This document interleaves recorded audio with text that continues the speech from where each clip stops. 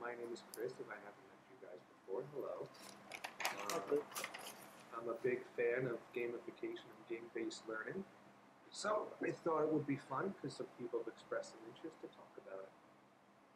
And the only first thing I'll kind of start off with is it's always kind of important, I think, to give the definition, or at least what I think the definitions are, because it's kind of a new and up-and-coming thing. Gamification, well, I should say game-based learning is teaching and assessing with video games, so Minecraft and stuff like that. And gamification is turning your class into a video game. So in a gamified classroom, you might not, well, I mean you could, but it's your class is actually a video game. So does anybody gamify? Does anybody have the experience? Does anyone have any preference into which one we talk about first?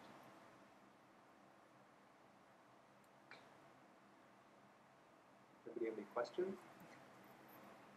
Well, I play Minecraft with kids, or I do Minecraft with kids, so I guess that means I know nothing about gamification, which I think you just defined as making a class a video game. But I guess I know about game-based learning because I do that. Awesome. I'm dying to know.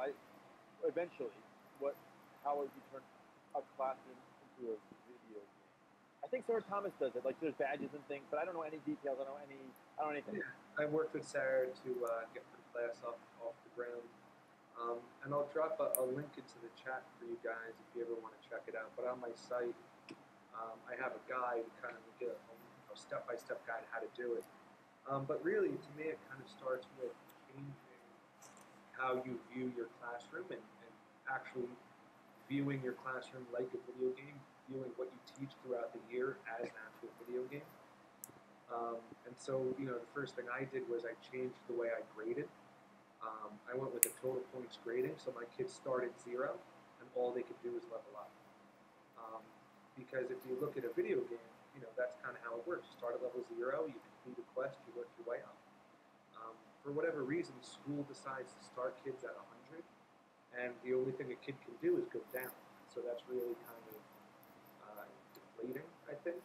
And so I taught, in a Title I high school for 9 years, and I think a lot of my kids had given up by the time they got into me because they were just so used to failing. And so I kind of reframed failure as iteration in my class because all my kids can do is level up.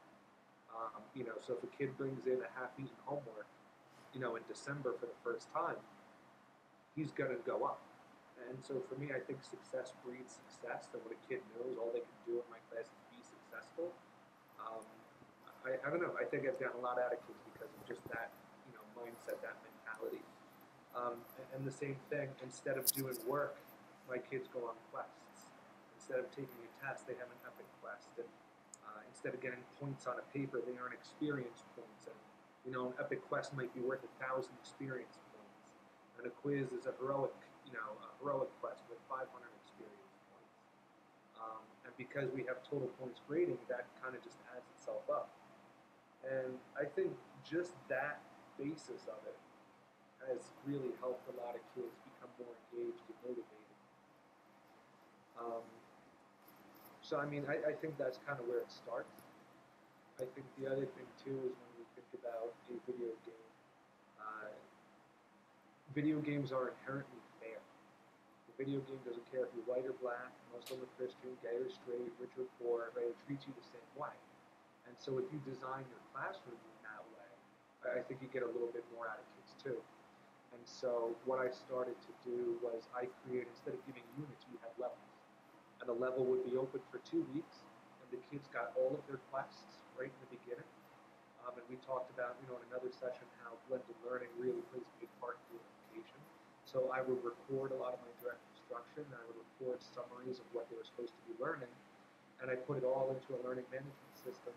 And the kids, as long as they were being productive in my class, right, there was the rule. You weren't allowed to sit around and do nothing. You weren't allowed to, waste away. As long as my kids were working and being productive, I didn't care what work they did when or how they did it. At the end of a level, not only did they have to complete these certain quests, but they also had to, prove to me they learned something. And so they might record a video, they might make something, it was up to them. And so throughout, this 2-week level, kids got voice and choice. It was self-directed, self-paced. It was also mastery. So as long as the level was open, a kid can redo the work until they're happy with the grade. And if you think about it, that's all ways that it works in video games. And that's kind of why I decided to turn my class into a video game. This will be year 5, starting in September. Did somebody invent that? Who started that? They kind of give credit to Lee Sheldon. He's a college professor and a former video game designer. And it seems, I guess some amount of years ago, he gamified, his entire college class. So I in the modern era, I hear most about him. But I mean, people have been using games as long as can be. I think with video games being as popular as they are, I mean, they're popular for a reason. And I think a lot of it has to do with the psychology of how they make people feel. They're engaging. When you talk about learning and in video games, there's something called the zone of proximal development. And it's this idea of, things that I can't do at all, things that are too easy for me, and the kind of things that I can do with help and that challenge. A video game, a good video game is constantly, challenging, and you have to work towards it. And so I think a lot of this is just based in psychology. And I think video games just do a really nice job at delivering that psychology in a learning platform. Because if you think about a video game, there's always an objective, there's always a conflict, there's always a goal. And sometimes that's a goal you set for yourself, and sometimes that's a goal that, is set for you. I think one thing that's kind of neat about video games is, when your kids log into a video game, they're the chosen one. They're the only one that can save the world. They're the only one that can do all this stuff. But a lot of times, we need to trust kids to go to the bathroom. But the game trusts kids to save the world. So I think there's a lot of, inherently psychologically motivating and engaging. And so I try to take as much as that, as I can and put it into my classroom. Chris, what system do you use? Did you created something in Google? Do you give them badges? What do you do? So kind of like the steps. And like I said, I dropped that link so I don't have to talk. I want this more to be a conversation and me kind of just explaining. But I do total points grading, which I call XP grading. And because they're starting at 0 and going up, I can make a leaderboard. And so I have a leaderboard where there's the XP version. And the thing about leaderboards is you want to get a kid a win, right? That's the whole goal of a game, is to get a win. So there's a leaderboard competition, single player, just how they're doing on their work. I put my kids in guilds for the year, so then there's guild competition. And then there's a class competition. And what's nice is, if the kid doesn't win single player, right, he might be part of a team that wins, so he might be part of the class that wins. So there's some way to get him a win. The other thing when it comes to badges, well, first I call them achievements, because badges remind people of Boy Scouts that badges mean nothing to kids. When kids go home, they get achievements on Xbox, they get achievements on the PC. So I call them achievements. And the only way kids earn achievements in my class is by doing having heroic traits or doing a heroic feat. So achievements in my class are completely unrelated to schoolwork, and I think that's really important. I try to reward kids for being awesome, and I like rewarding. I like having those two different versions. There is that competition at work, and some kids are motivated by that. But then a lot of kids, aren't motivated by that, but they, might be more motivated by earning achievements. And so, if the entire class does their homework, everybody gets an achievement. If a kid comes to class, believe it or not, if he shows up, I give them an achievement. I gamify my attendance, and over 3 years, my kids showed up 18% more than other kids in my high school, because we have big attendance issue. So, that's big too, is when you want to give out achievements, you have to make sure they're concrete, because one of the first things I said was a video game is fair. A lot of teachers give out achievements for being nice and helping, and so not only should we not reward people for that, because that's what they should be doing anyway. The first time that somebody The first time that you give somebody achievement for being nice, and then you miss another kid that's being nice, you give, helping is probably the biggest one. You give an achievement to a kid for helping, and then you miss another kid helping, or that kid helped longer, or that kid thinks he helped better. As soon as your game, your class is considered unfair, that's the only time buy-in doesn't happen. You know what I mean? So it's really important when you give out those achievements. I think they should be de-linked from work. I think there's something special about rewarding a kid for their talents that school might not recognize. One of my favorite stories is I had a girl. She spent all of her free time doing makeup for the play. She loved doing makeup for the play. And so I got to we did a level on Edgar Allan Poe, and the kids had to remake an Edgar Allan Poe story into a movie. And so this girl, she comes into my class, and using paper mache and glue and makeup, she made like this gnarly looking scar with this nasty cut on her. And she walked in and showed me, and I actually thought she hurt herself. She came in screaming and holding her arm. And I said, "Oh my God, what happened? What happened?" And then she started laughing at me when she showed me. And so, I made a big deal out of it because she came before class. When her class came in, I said, "Everybody, I want to see, I want you to see what she made." And then all of a sudden, all the kids started to ask her to do the makeup for their movie. And so I made up an achievement for that, that she was sought out for her special skill set. And so in school, we don't reward any of that stuff, but through gamification, we can reward some stuff like that. And so when they earn an achievement, they get achievement points, badges, depending on difficulty, 10, 25, 50 points. They can buy stuff from the item shop, the class item shop. And the big thing about my item shop that I like is it solves problems for teachers, or it gives choice back to the kids. So, for instance, I have something that you can buy in the item shop called Me First. And so, how many times do you get hounded by kids? Did you grade my stuff yet? Did you grade my stuff yet? Did you grade my stuff yet? Well, having that stuff in the item shop, I can turn around and say, well, if you want me to grade your stuff first, you can buy that right, and I'll do it. And so now I put that back on the kid. Or a lot of times, I know I had the issue where I had a kid, we're on an 8-point grading scale. So I had a kid with like a 92.3. And they would come to me, well, what do I have to do to get the A? What do I have to do to get the A? And to me, that kid maybe between an A and a B who just didn't work hard, I don't really want to reward him for not doing his best. On the other hand, if I had a kid between a D and a C and he really busted his butt for that C, I would want to just give him the extra point too. But the problem is that wouldn't be fair, right? I either have to give it to everybody or give it to nobody. Or a lot of teachers punish themselves and say, well, you have to write an extra paper or something like that. And as a teacher, the last thing I want to do is give myself more than grade. So in the item shop, my kids can buy, if they're within 0.3, they can buy, that extra thing to push them over to the next level. So, I mean, that's kind of the system, is the grading, the leaderboard, the achievements, the item shop is kind of how I drew it up. And, I've been working on it and working with people for about 5 years now. So I guess, I want this to be more of a conversation, so I'm happy to answer any questions. And we could talk about game-based learning more, which for those of us just joining, gamification is turning your class into a video game. Game-based learning is using games to teach and assess. So like using Minecraft, that would be game-based learning. I used a game called Gone Home. The video game called Gone Home is a fantastic example of transmedia storytelling. So we played it in class and we talked about it. So I mean, that's kind of the difference between the two.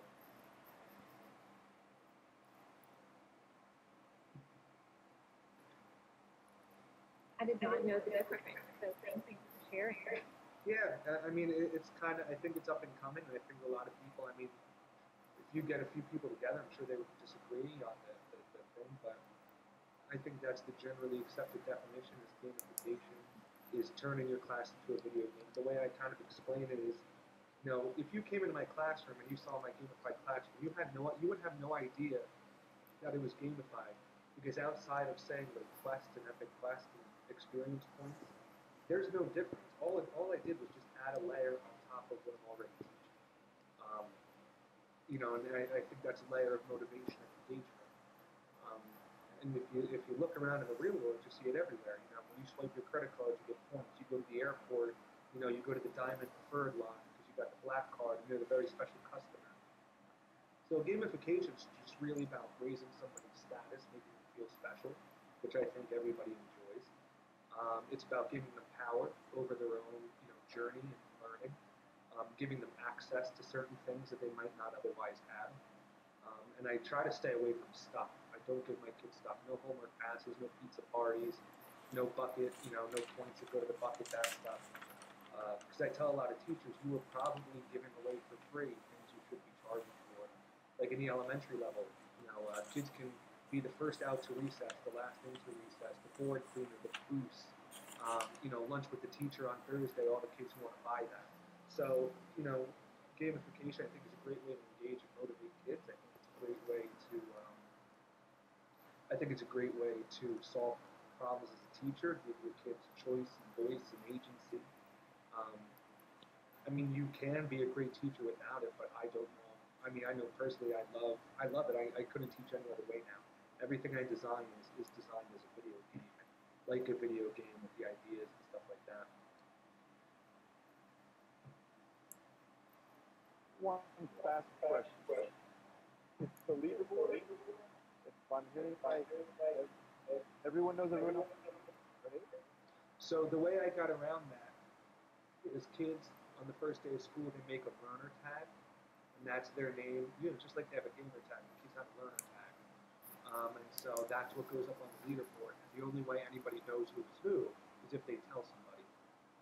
And that's how I get around that. And the kids really kind of like having that learner tag. What do you think of, it's an idea, what do you think of only publishing the top 10 scores? Is that a bad idea, a good idea? I don't know. I've played a lot around with that idea because I think at some point when a kid, I have 190 kids per year, and I think a kid sees he's 145th, I can see that being motivating. So I even debated taking I played around with a lot of it, but none of it really seemed to make a difference. And so when it comes to gamification, there's generally 4 types of personalities, and 2 are gladiator who love competition, and the other one's an achiever who loves like concrete measurements of success. They love getting an A. Those 2 types of kids love the leaderboard. They love the competition, or they like themselves. They like seeing where they are in the leaderboard. I created the achievements that are totally separate from the leaderboard. From the work, to appeal to the other 2 types of kids, and that is the socializer. Those are the kids that you come in and they just like you. They want to know what you did. They know your dog's name, they know your girlfriend's name, they know your wife's name. Those kids that just take a personal interest in who you are as a person, as a teacher. They're super kind and helpful.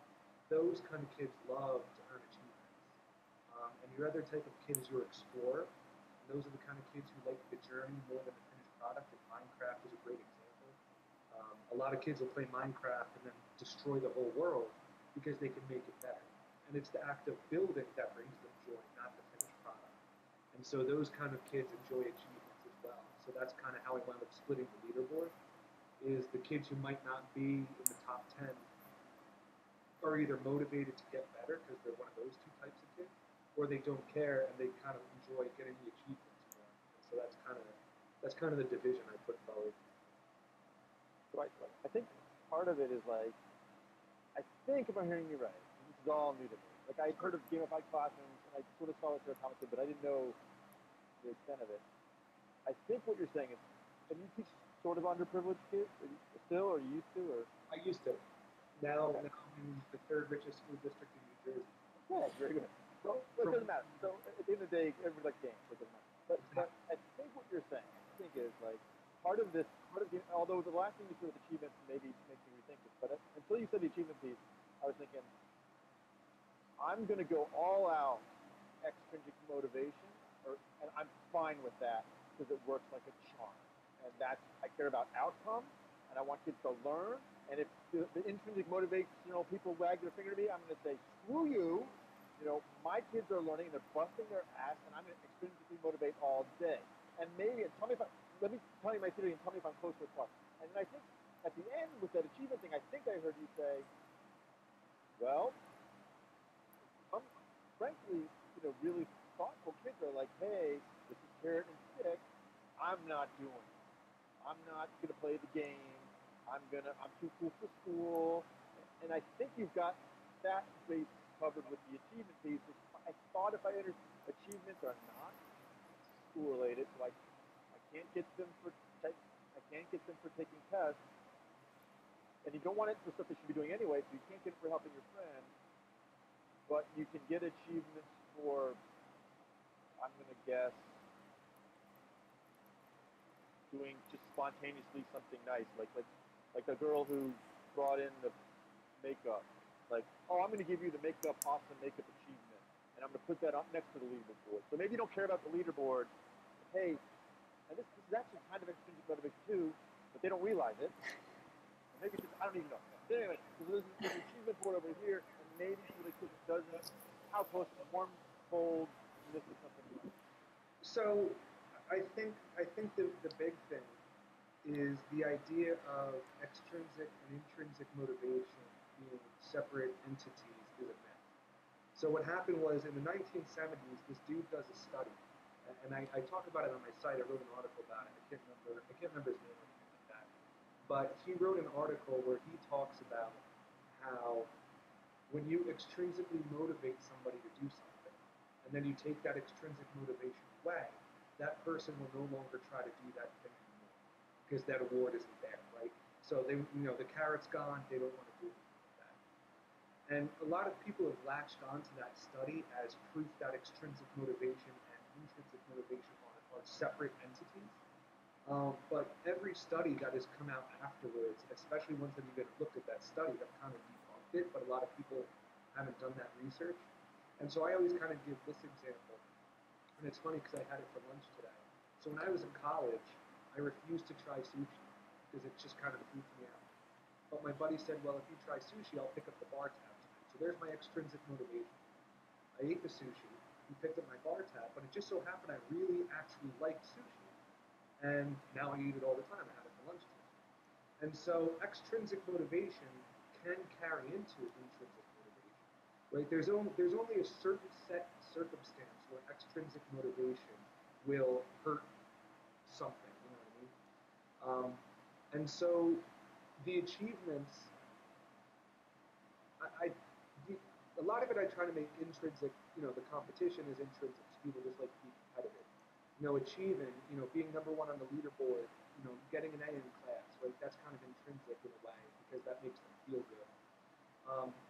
The achievements, I wanted to acknowledge kids for doing things that they don't get acknowledged for in school.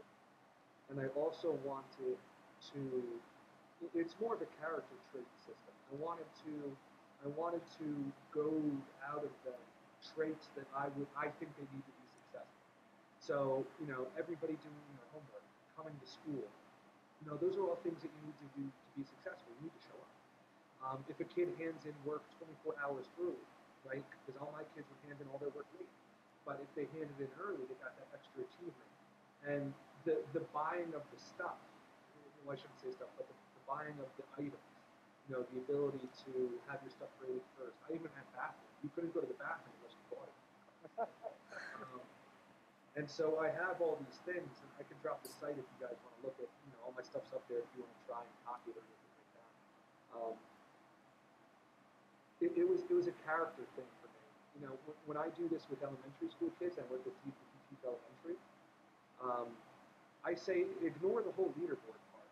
I have, because I made it using Google Sheets, you can turn off the single player, you can just do the teams, you can turn off the whole experience points, just focus on the achievements. And that's what a lot of elementary do, and that's their character development, But the biggest thing about giving achievements is they have to be concrete measurements.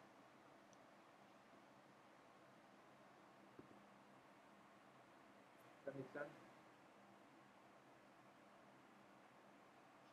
Hey, Zena, could you mute the microphone?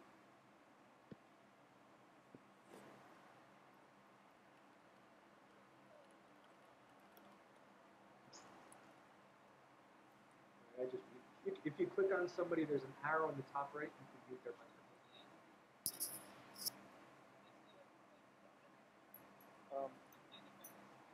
Okay, so I got that link from you. Did I do that right?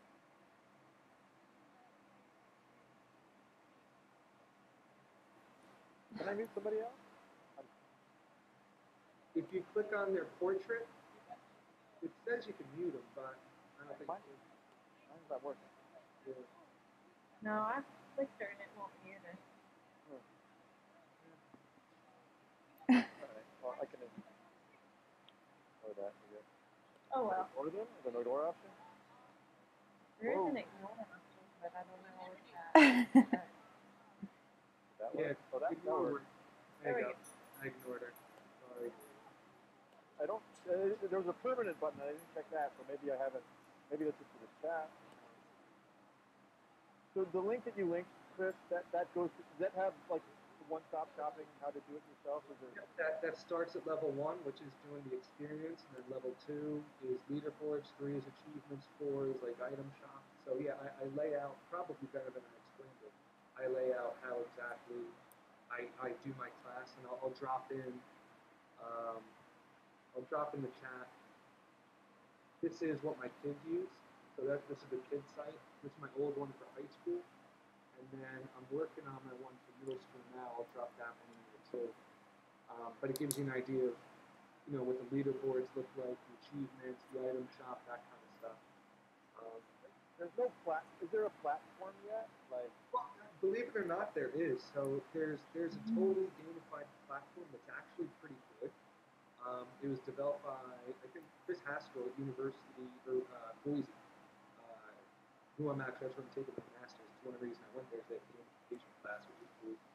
But it's called 3D Game Labs, and it's a gamified learning management system. It's actually pretty good. I would rank it probably second best. I think Schoology is the best LMS, and you can gamify really well in Schoology. But yeah, if you want to check out 3D Game Labs, especially if you're teaching Minecraft, it's kind of a nice little combo. I'm doing the same thing in teaching Minecraft too. Schoology has built-in gamification functionality. Is that what you said? Yeah, it has a badge system, and it also has something called student completion rules. So a kid cannot go on to the next assignment until they do certain things, and that's a real nice way to develop a level with checkpoints and stuff like that.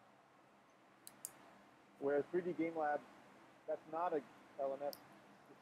I just want here's what I'm envisioning. Like I'm envisioning this is a lot of work, and school starts in 2 weeks. And it sounds awesome, but I don't know if I can pull this off in 2 weeks. But if there's like a class-based, and if this is not class craft, this is not that. No, I hate class craft. That's something. That's something else. Okay.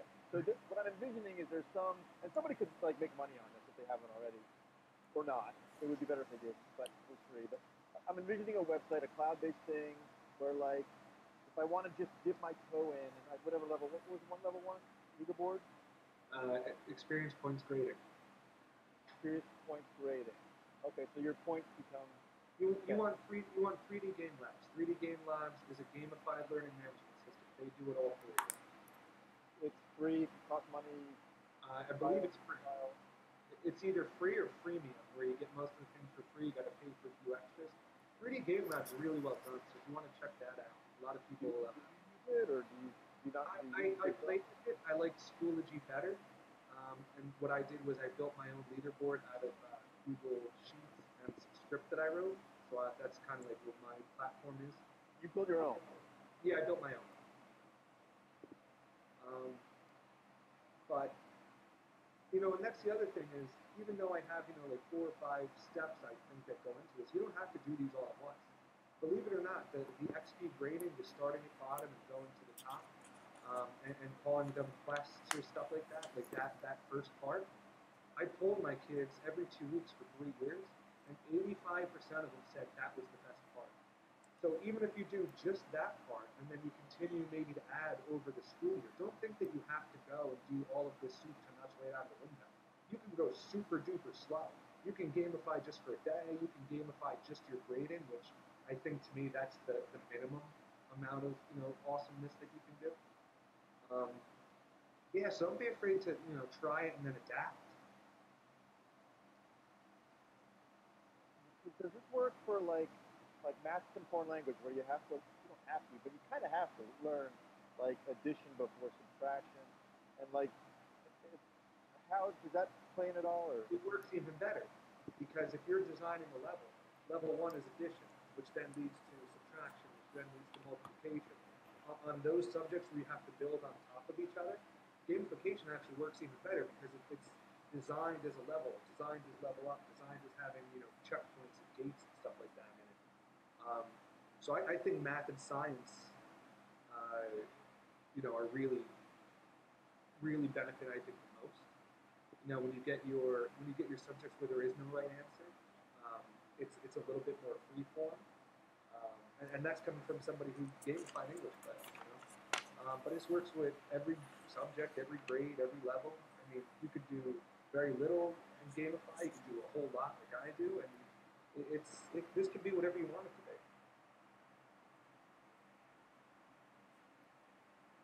Who else have I heard of that's all in gamification?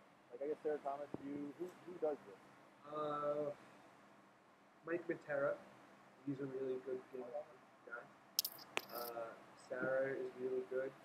Steve Isaacs is a really good gamification, game-based learning dude, and he gets very binary, so he gets stuff together all the time.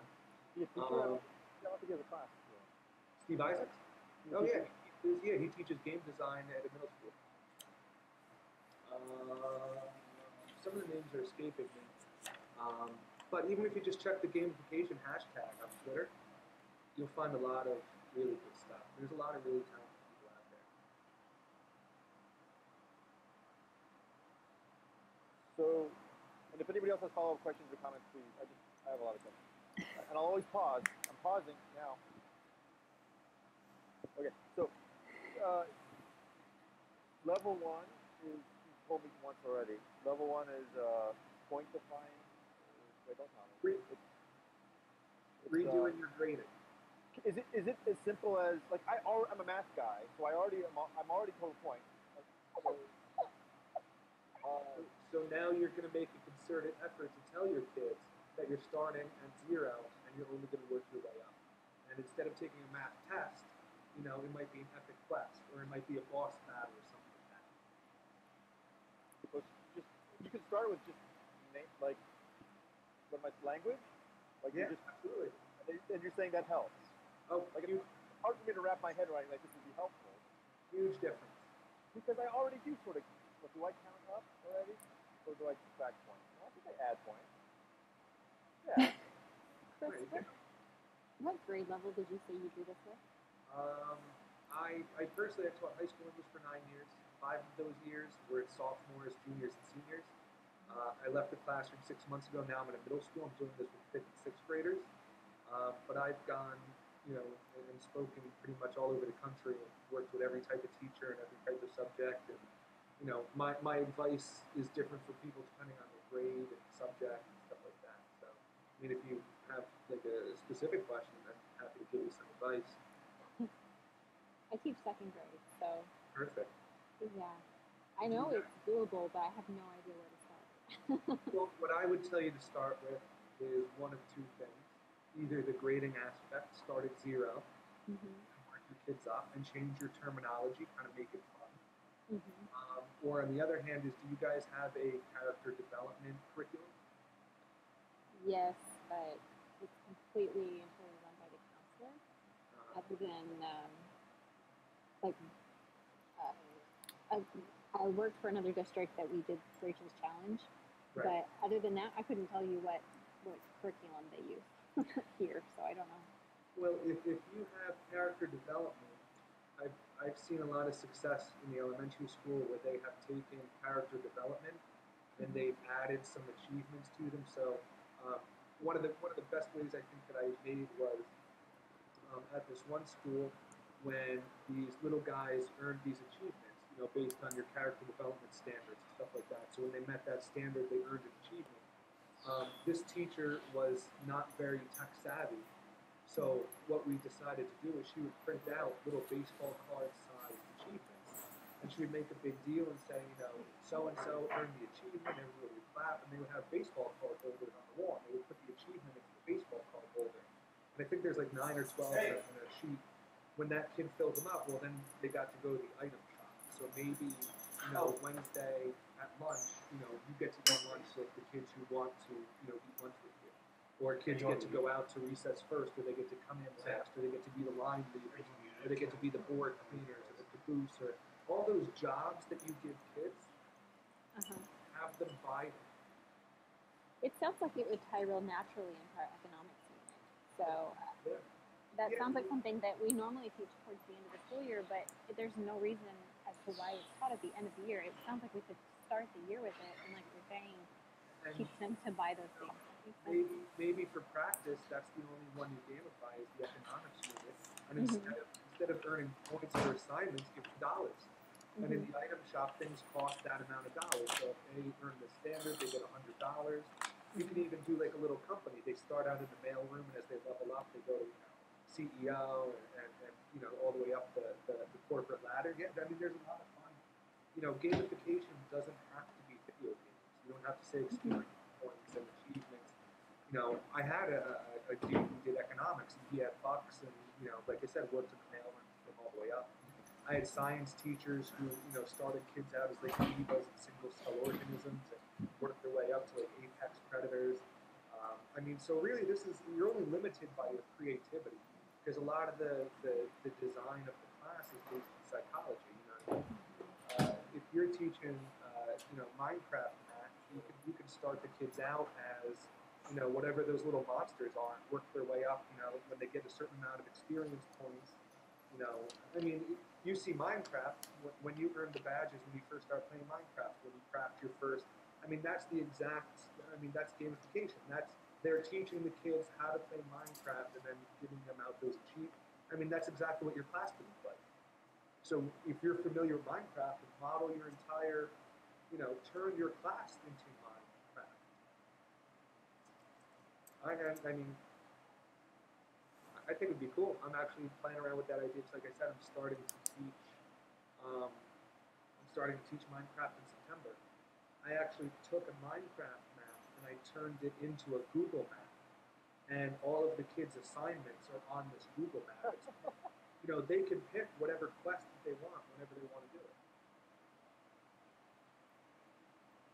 How do you earn currency again? Is it when you get an achievement? Is it like gold? You call it gold? What do you?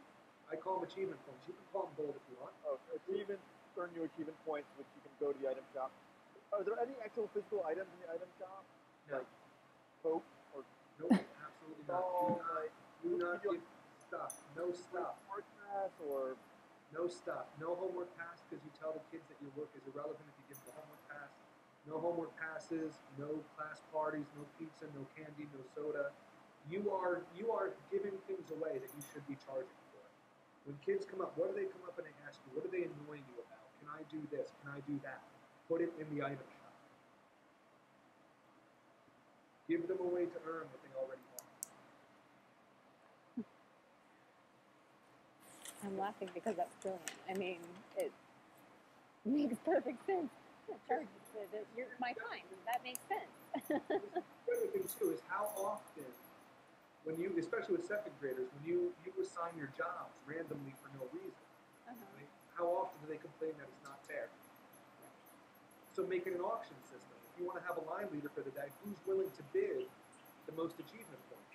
There you go. Problem solved. Now it's fair. Right? So I love this because it puts the choice back on the kids. For me, the grade your stuff first is the perfect example. Did you grade my stuff? Did you grade my stuff? Well, why didn't I grade that kid's stuff yet? Because I didn't want to. There's no rhyme or reason to, that gray area teacher stuff. So if you want to buy the right to grade yours first, go ahead. And the first one to get graded first, and then you just stack the kids that way. I used to tell that to parents. I would get, an email, oh, have you graded my kid's paper yet? No, but if you want, you can tell your kid to buy, the me first item, and then I will. My high school kids, they had to buy the right to go to the bathroom. Because I was just giving away bathrooms for free like a sucker.